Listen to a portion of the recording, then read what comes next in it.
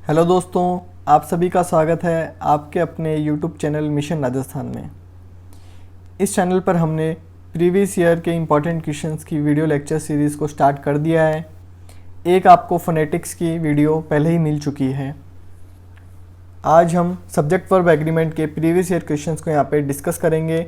20 most important questions को हम यहाँ पे डिस्कस करने वाले हैं। इस चैनल पर आपको प्रीवियस ईयर के कम से कम 100 क्वेश्चंस यहाँ पे देखने को मिलेंगे।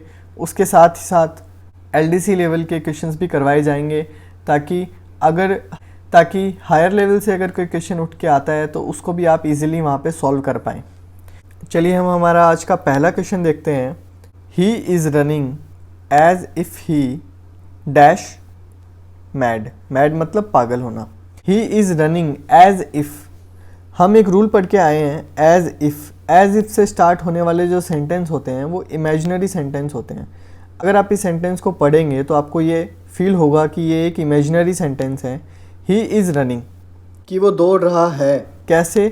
As if he dash mad, कि पागलों की तरह वो दौड़ रहा था। तो वो एक्चुअल में पागल था नहीं, वो दौड़ इस तरीके से रहा था जैसे वो पागल हो। किसकी तरह दौड़ रहा था? पागलों की तरह। तो यहाँ पे उस रूल को आप रिकॉल कीजिए। उस रूल में था कि सब्जेक्ट भले ही सिंगुलर हो या फिर प्लूरल, वर्ब क्या आएगी? वो हमेशा अपने साथ में कौन सी वर्ब लेगा? Plural verb.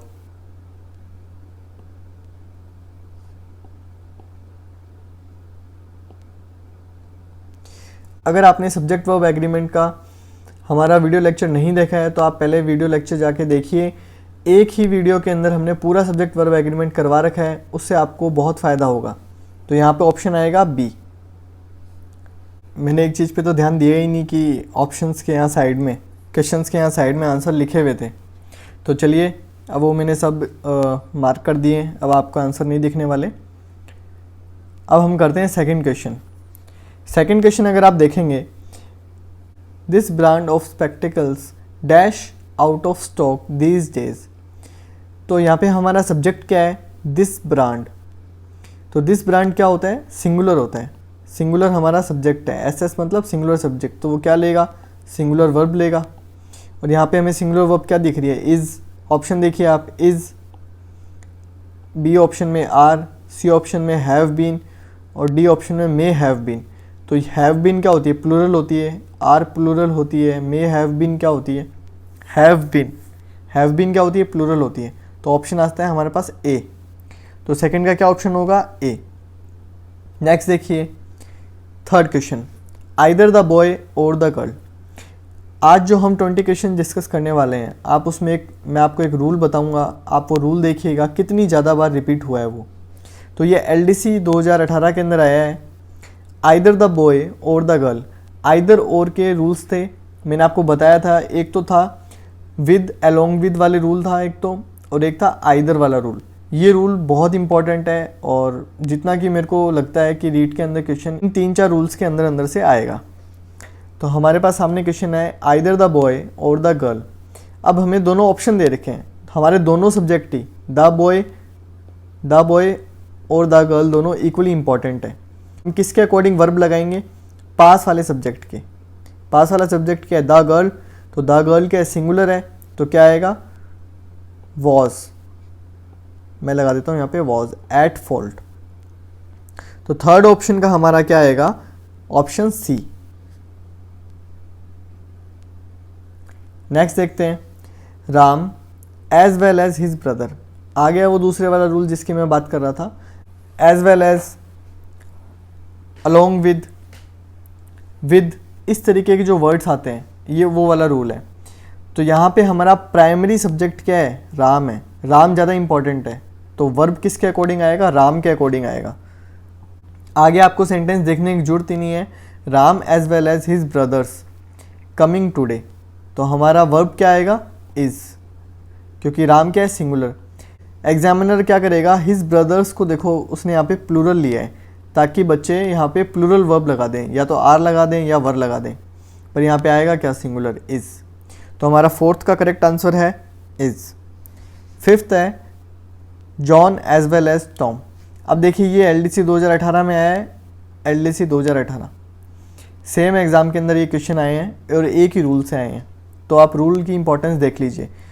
John as well as Tom, तो जॉन के साथ में आया है टॉम, तो ज़्यादा इंपॉर्टेंट हो गया जॉन, तो हम करेंगे option A, is waiting for you.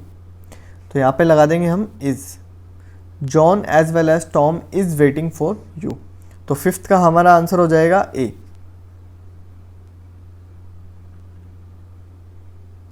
Sixth question आपको देखिए, each of the girl scouts a community project, each और every, each and every, every का जो रूल था वो यहाँ पे अप्लाई होगा। और आप ऑप्शन देखिए अब, डज, डू, पार्टिसिपेट्स और पार्टिसिपेट। डू और डज, पहले मुझे खुद को कन्फ्यूजन होता था कि डू और डज में सिंगुलर कौन है, प्लूरल कौन है। अगर आप कोई भी हेल्पिंग वर्ब देखेंगे जैसे इज़, आर, इसमें जो छोटा होता है ना वो सिंगुलर होता है और जो बड़ा होता है वो प्लूरल होता है। वॉज और वर, तो छोटा कौन है वो होगा सिंगुलर और जो बड़ा है वो होगा प्लूरल। पर इस केस में उल्टा होता है, जो छोटा है वो है प्लूरल और जो बड़ा है वो है सिंगुलर। तो यहाँ पे हमारा ऑप्शन कौन सा करेक्ट होगा, ऑप्शन ए। ईच के साथ ऑफ के बाद में जब नाउन आता है तब वो हमेशा क्या रहता है, सिंगुलर रहता है। अगर ईच के बाद में प्लूरल नाउन यूज़ होता है, जैसे वी ईच हैव ड्यूटी, जैसे मैं आपको एक एग्जांपल बता देता हूँ, we each have a duty towards our nation. हमने वी ईच के साथ में क्या यूज़ किया है, हैव यूज़ किया है, यहाँ पे हैज़ नहीं आएगा। आप यहाँ पे फोकस रखिए कि ईच ऑफ के बाद में, ईच ऑफ के बाद में नाउन आ रहा है तो हमें क्या यूज़ करना है, सिंगुलर वर्ब यूज़ करना है, जो कि है यहाँ पे डज। नेक्स्ट क्वेश्चन है seventh, the captain as well as his soldiers. इस रूल को तो अब आप अच्छे से याद कर ही लेंगे। द कैप्टन है तो कैप्टन के अकॉर्डिंग क्या होगा, वर्ब आएगा, तो क्या आएगा, इज़। रेडी टू मार्च, मार्च मतलब आगे बढ़ने के लिए तैयार है कैप्टन। अब तो आपको ये रूल अच्छे से याद हो गया होगा। तो सेवन्थ के बाद हम एट्थ क्वेश्चन देखते हैं, आइदर दोज चिल्ड्रन और माई सन। आइदर और, आइदर वाला रूल, और भी आ सकता है या फिर आइदर और भी आ सकता है, ये तीनों ही पेयर आपको मिल सकते हैं। आइदर दोज चिल्ड्रन, अब आपको यहाँ पे कौन सा पेयर मिल रहा है, आइदर और वाला, तो आइदर दोज चिल्ड्रन और माई सन। तो यहाँ पे वर्ब किसके अकॉर्डिंग आती है, पास वाले सब्जेक्ट के अकॉर्डिंग, आइदर और, नाइदर नोर। तो माई ओन सन क्या है, सिंगुलर है, तो क्या आएगा, पिक्ड ऑल फ्लावर है ना, तो सेकंड फॉर्म आई हुई है पिक की सेकंड फॉर्म है, तो यहाँ पे हम यूज़ करेंगे हैज़। ऑप्शन हमारा बी करेक्ट हो जाएगा। तो एट्थ का हमारा ऑप्शन है बी। ऑप्शन ए इसलिए नहीं होगा क्योंकि हमारा सब्जेक्ट क्या है, सिंगुलर है, और ऑप्शन ए तब होता जब हमारा सब्जेक्ट प्लूरल होता। ऑप्शन सी इसलिए नहीं होगा क्योंकि जो टेंस है ये कौन सा, कंटिन्यू टेंस नहीं है। अगर ये कंटिन्यू टेंस होता तो मैं क्या लगाता, इज़ लगाता।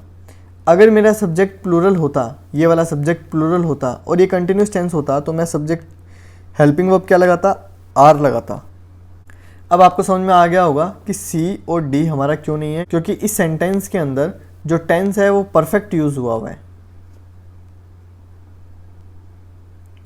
आगे हम बढ़ते हैं नाइन्थ में, politics dash an interesting subject. Subjects के जो नाम होते हैं, पॉलिटिक्स, इकोनॉमिक्स, मैथमेटिक्स, ये हमें देखने में एस लगा होता है इनके साथ में, हमें प्लूरल लगते हैं, पर एक्चुअली क्या होते हैं, सिंगुलर होते हैं। तो क्या आएगा, इज़।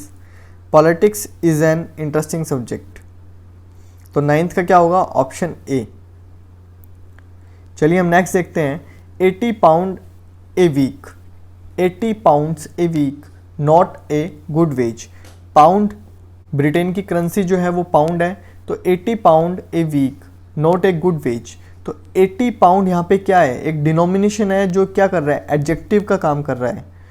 तो 10 के अंदर क्या आएगा, हम इसको सिंगुलर ट्रीट करेंगे तो 10 हमारा हेल्पिंग वर्ब लेगा सिंगुलर।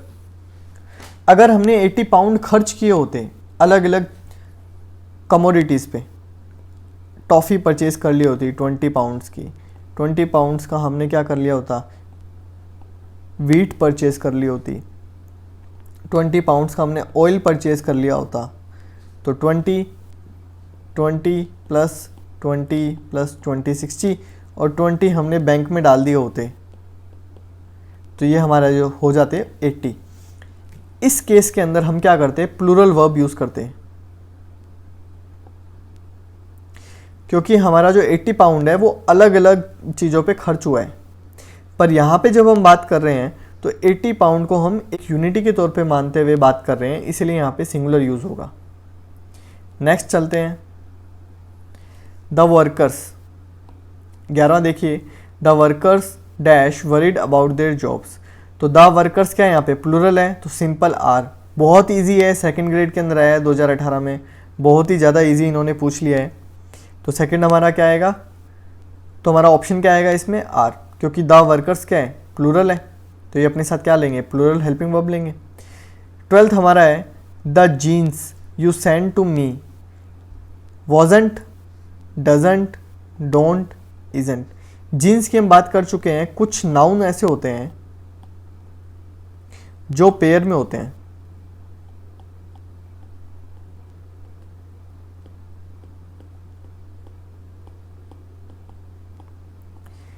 जैसे सीजर्स जो कैंची होती है, टंग्स चिमटा जो होता है, उसके बाद में मैंने बताया था फांसी का फंदा, गैलोज। पूरी आपको एक लिस्ट बताई थी मैंने नाउन की, जो देखने में क्या लगते हैं, सिंगुलर लगते हैं, पर वो एक पेयर में होते हैं, इस वजह से गॉगल्स होते हैं, शॉर्ट्स होते हैं, पैंट्स होता है, पजामाज होता है, ये सब क्या होते हैं, पेयर में होते हैं। इसलिए क्या, तो ये नाउन किस तरीके से ट्रीट किए जाते हैं, प्लूरल की तरह ट्रीट किए जाते हैं। तो मैं आपको पहले ही बता चुका हूँ, जो डज होता है, जो बड़ा है वो क्या होता है, सिंगुलर होता है, जो छोटा वाला होता है वो है प्लूरल। तो ऑप्शन क्या आएगा यहाँ पे, C, don't. The jeans you send to me don't fit me. Next देखते हैं, 100 रुपीज़, ये क्या है, हमारा MRP है किसी प्रोडक्ट का। तो अब ये प्लूरल थोड़ी ना है, एक फिक्स अमाउंट ही तो है। जब एक फिक्स अमाउंट की हम बात कर रहे हैं तो ये क्या लेगा, सिंगुलर वर्ब लेगा। तो 13 का क्या आएगा, ऑप्शन ए, इस। एकदम इजी है, एक दो बार आप करेंगे तो आपको अच्छे समझ में आ जाएगा। रूल्स को पढ़ते हुए इनको दोबारा से रिवाइज कीजिए, आपको ईजिली समझ में आ जाएगा। आइदर द मेयर और हिज डेप्यूटी, तो हम क्या करेंगे, दोनों इक्वली इंपॉर्टेंट है, तो हिज डेप्यूटी क्या होगा, इज होगा, इज बाउंड टू कम।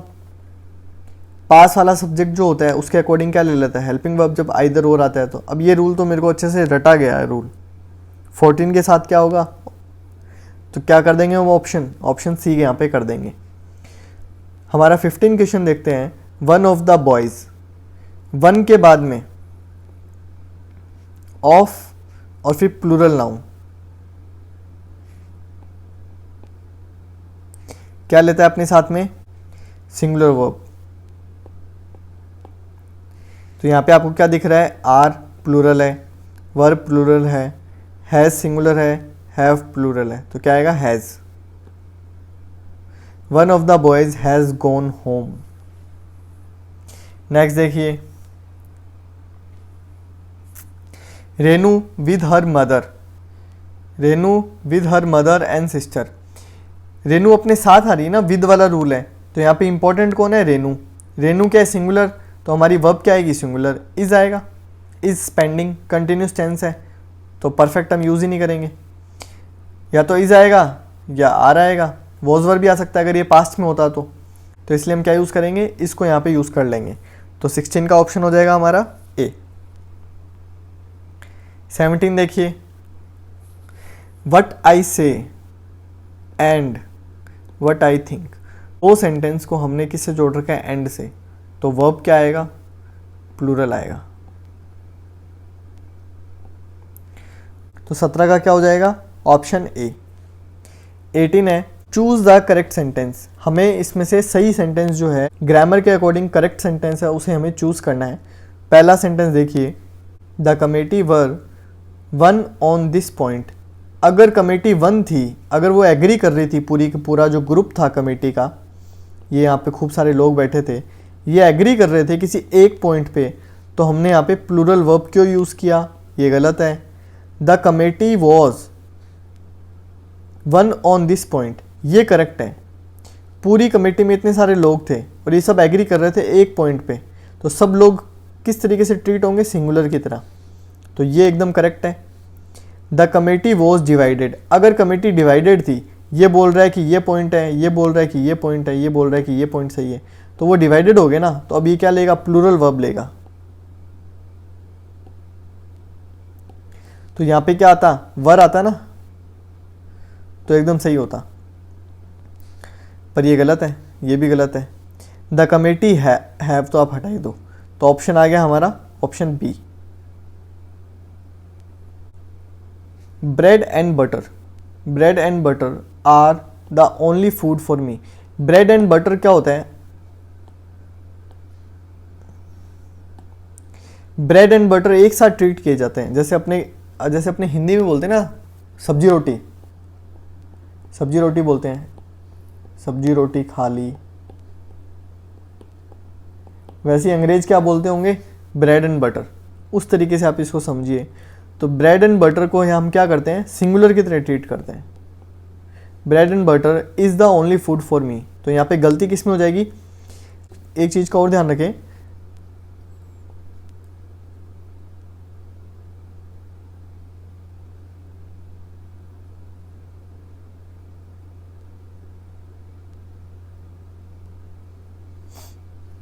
जब इस तरीके का क्वेश्चन आएगा एग्जाम में, तब आपको बताना है कि कौन से सेक्शन में एरर है। तो आपको बताना है कौन से सेक्शन में एरर है, तो आप कैसे बताएंगे। अब ए, अगर ए के अंदर एरर होता तो ए यहाँ से शुरू होकर यहाँ पे ख़त्म हो रहा है, उसके बाद में ए आ रहा है ना, अगर यहाँ पे एरर होता तो मैं ऑप्शन कर देता इसको, ऑप्शन ए, और बी को अगर आप देखेंगे तो बी में सिर्फ आर है और गलती यहीं पे है, तो मैं बी ऑप्शन को टिक कर दूंगा। इस तरीके से अटेम्प्ट करना होता है इन क्वेश्चंस को। हमारा आज का आखिरी क्वेश्चन है, none of the guest were introduced. तो हमारे पास ऑप्शन क्या है, simple introduce, none of the guest introduced, was introduced, has introduced और नो इम्पॉर्टेंस। तो क्या आएगा option, none of the guest. None of the guest मतलब कोई नहीं आया ना गेस्ट में, कोई भी इंट्रोड्यूस नहीं हुआ। None of the guest were introduce, आपस में किसी ने बात नहीं की, कोई भी नहीं था ना वहाँ पे। नन का यूज़ हो गया मतलब कोई काम हुआ ही नहीं, जो भी आए, जो भी लोग थे वो आए ही नहीं, तो क्या आएगा, सिंगुलर आएगा। None of the guest was introduced, none of the guest was introduced, तो ऑप्शन हमारा कौन सा हो जाएगा, बी। हमारा ऑप्शन बी करेक्ट हो जाएगा एकदम। तो आज की क्लास आप कितनी समझ में आई, ये आप हमें कमेंट करके ज़रूर बताएं। अगर आपको हमारा पढ़ाया हुआ समझ में आ रहा है तो आप इस वीडियो को लाइक कर सकते हैं, हमारे इस चैनल को सब्सक्राइब भी कर सकते हैं। आपको इस चैनल पर इसी तरीके के यूज़फुल वीडियोस मिलते रहेंगे। आप इन वीडियोस को अपने दोस्तों के साथ शेयर ज़रूर कीजिए। तो चलिए, मुलाकात होगी आपसे नेक्स्ट वीडियो में। तब तक के लिए रीड की तैयारी करते रहें, घर में रहें, अपना और अपने घर वालों का ध्यान रखें। धन्यवाद।